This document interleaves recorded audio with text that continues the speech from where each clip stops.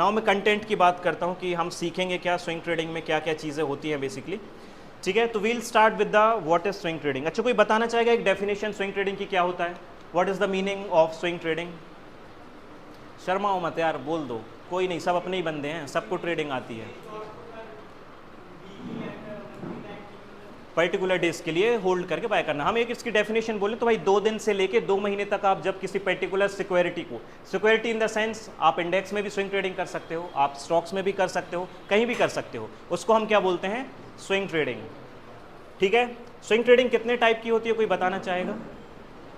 देखो, हम ऑप्शंस में भी स्विंग ट्रेडिंग कर सकते हैं, फ्यूचर्स में भी कर सकते हैं, इक्विटी में भी कर सकते हैं, but we have to find out कि हमें क्या अच्छा लग रहा है। अगर आपका भी मार्केट में बहुत कम एक्सपीरियंस है, 2 महीने 6 महीने, कोई 1 साल भी बोलता है ना, मैं उसको बिगिनर ही मानूंगा। 1 साल में तो यही हमें पता चलता है कि ब्रोकर कौन सा अच्छा है, ट्रेडिंग तो दूर की बात है। ठीक है, 1 साल में तो यही हमें पता चल पाता है कि भाई नहीं, ग्रो कर रहा था तो ज़रूदा अच्छा है, ज़रूदा कर रहा था तो धन अच्छा है।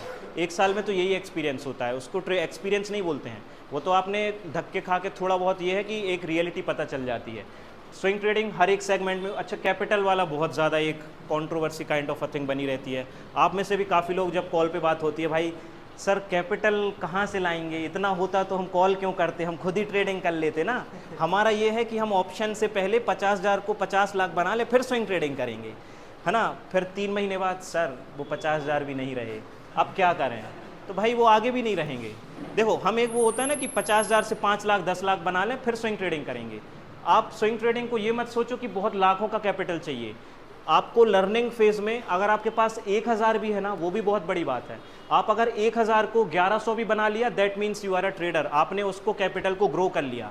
अगर मैं आपको 1 करोड़ आज दे दूं और अगर मेरा एक्सपीरियंस 5 साल का है, सर का लेट्स से उल्टा करते हैं, आपका 5 साल का एक्सपीरियंस है, मैं बिगनर हूँ, मेरे पास 1 करोड़ है, सर के पास 1,000 है। अगर इन्होंने 1,000 को 1,020 रुपये भी कर दिया ना 1 महीने में, और मैंने 1 करोड़ को अगर मैं कुछ भी नहीं कर पाया, उल्टा लॉस ही करूंगा। तो कैपिटल का मोटिव ये है कहने का, कैपिटल आप इतना ज़्यादा फोकस अभी मत करना, पहले आपको प्रॉफिट करना आ तो जाए, आप सीख तो जाओ कि मार्केट में काम कैसे करते हैं, भले ही 10,000 से सही, 50,000 से ही सही। अब तो हैजिंग होती है, धन में, एंजल वन में MTF भी मिलने लगा है, 4x का मार्जिन भी मिलता है। आप में जो मैंने अभी आपको दिखाए थे इनके रिव्यूज़ वगैरह, इनका कैपिटल कितना था यहाँ पे, कुछ खास कैपिटल था क्या इनका? क्या इनका कैपिटल कितना था भाई? 90,000। 90,000 से भाई ने अगर 6 महीने में, 5 महीने में 27,000 भी बनाया, तो एटलीस्ट उसने प्रॉफिट तो किया, 90,000 को कैपिटल को ग्रो तो किया as a learning phase stage में। आगे जाके बंदा और पैसा कमाएगा और डिप्लॉय करेगा, धीरे धीरे और रिटर्न्स आएंगे। ये अब एक बेसिकली ये लड़की हैं, अब इन्होंने नाम नहीं बताया, इन्होंने यही लिखा मैं गर्ल हूँ। ठीक है, चलो ठीक है, अच्छी बात है। तो इनका भी बहुत सारा लॉस था, अब इन्होंने फाइनली प्रॉफिट किया ना। उस पर क्वेश्चन करते हैं कि 25,000 में क्या होता है? सर 25,000 में कुछ नहीं होता आजकल। तो बात 25,000 की नहीं है, बात यह है कि आप सिस्टमेटिक उस रोड मैप को फॉलो करोगे तो आज 500, कल 1,000, परसों आप 2,000 5,000 भी कमाओगे। आप दिन का 1 लाख भी PNL में ऊपर नीचे करोगे। अगर मैंने आज 10 लाख पे 10% कमाया है, तो मैंने कल ट्रेडिंग की थी और आज ही नहीं कमा लिया। पिछले 5 साल से मैं कर रहा हूँ, 3 साल तो मुझे इसी में लग गए कि मुझे करना क्या है।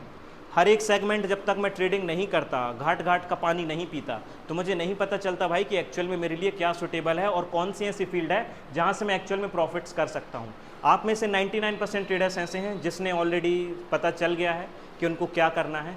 बहुत सारे ऐसे हैं जो बिल्कुल बेसिक है, बिल्कुल बिगनिंग लेवल पे स्टार्ट हो रहे हैं, राइट।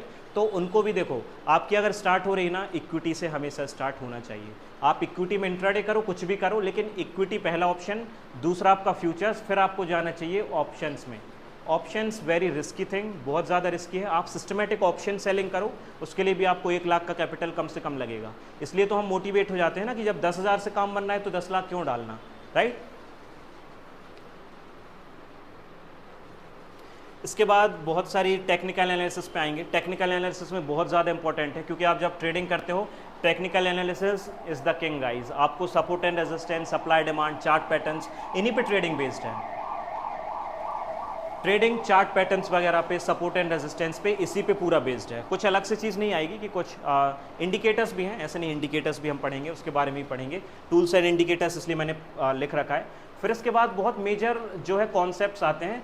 एक कॉन्सेप्ट है that is smart money concept. Anyone knows what is the meaning of smart money? Anyone?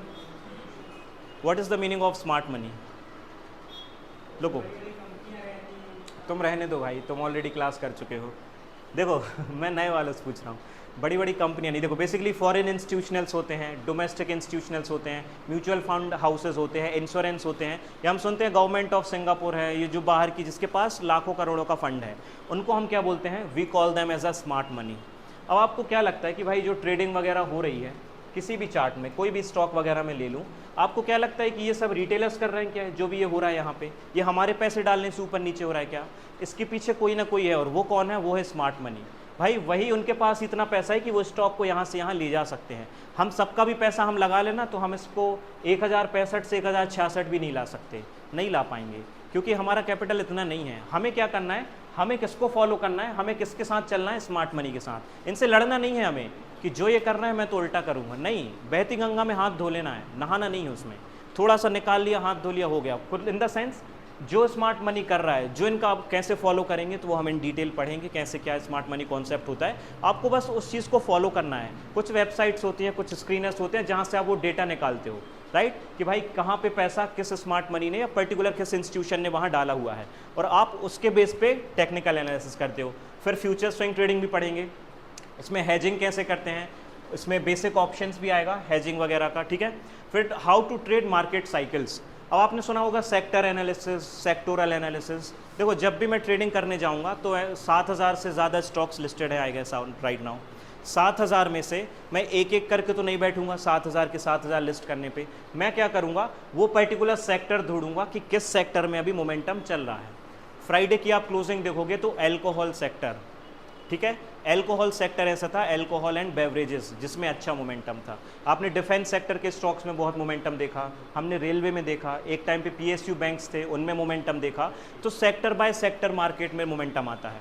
ऐसा नहीं है कि आपने कोई भी स्टॉक उठाया यहाँ से और आप सीधा ट्रेडिंग करने चले गए, ये नहीं होता है भाई। You have to find out the sector कि अभी आने वाले टाइम पे किस पर्टिकुलर सेक्टर में मोमेंटम आ सकता है। ऑटो सेक्टर है, फार्मा है, जो भी मतलब पर्टिकुलर स्टॉक्स के, जैसे ऑटो है, फार्मा है, रियलिटी है, बहुत सारे हैं।